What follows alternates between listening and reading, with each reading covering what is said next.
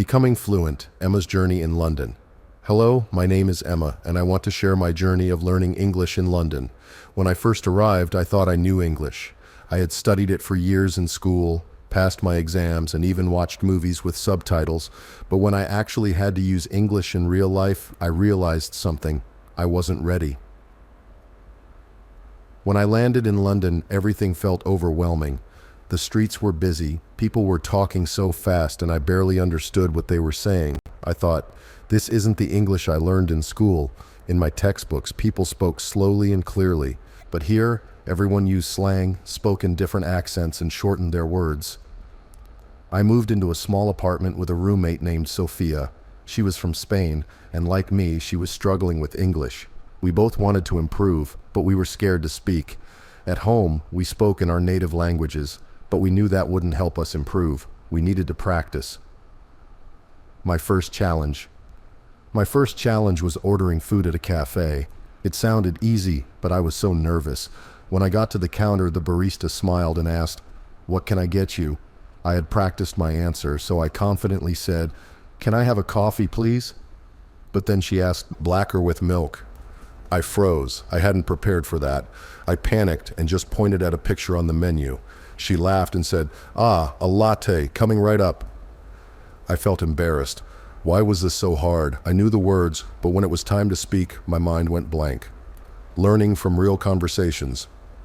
I realized I had to change my method. Instead of just studying grammar, I needed to listen to how people really spoke. I started paying attention to conversations in the streets, on the bus, and in shops. I carried a notebook and wrote down phrases I heard. One day, I was on the train and heard a man say, "I'll give you a shout later." That confused me. Shout? Is he going to yell? Later, I looked it up and learned that give you a shout means call you later. This was real natural English, something I had never learned in school.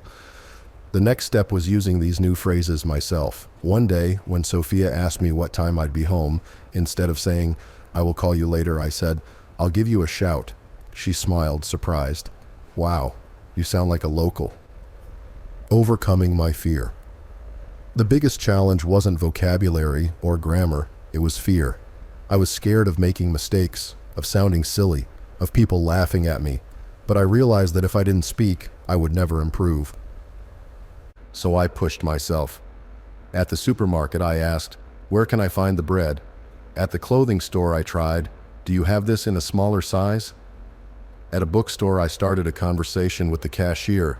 "Have you read this book? Is it good?" Most of the time, people were kind. Even when I made mistakes, they understood me. No one laughed. One night, my breakthrough moment happened. I was at a language exchange event, sitting with a group of international students and some native English speakers. Someone asked me, "So, how's London treating you?" I wanted to answer naturally, not just say, "It's good."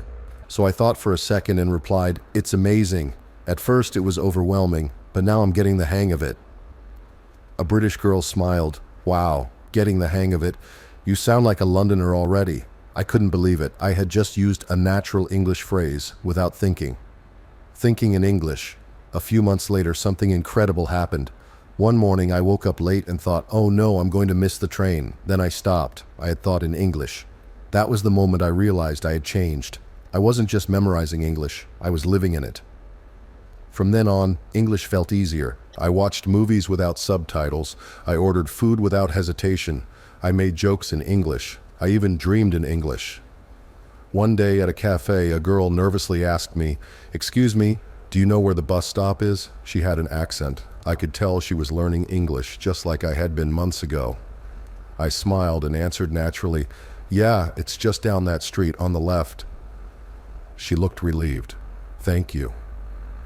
As she walked away, I realized I wasn't just a student anymore. I was someone who could help others learn. The lesson I learned. Learning English isn't about being perfect. It's about using the language, making mistakes, and learning from them. If you're afraid to speak, don't be. No one speaks perfectly at first. The best way to learn English, live it.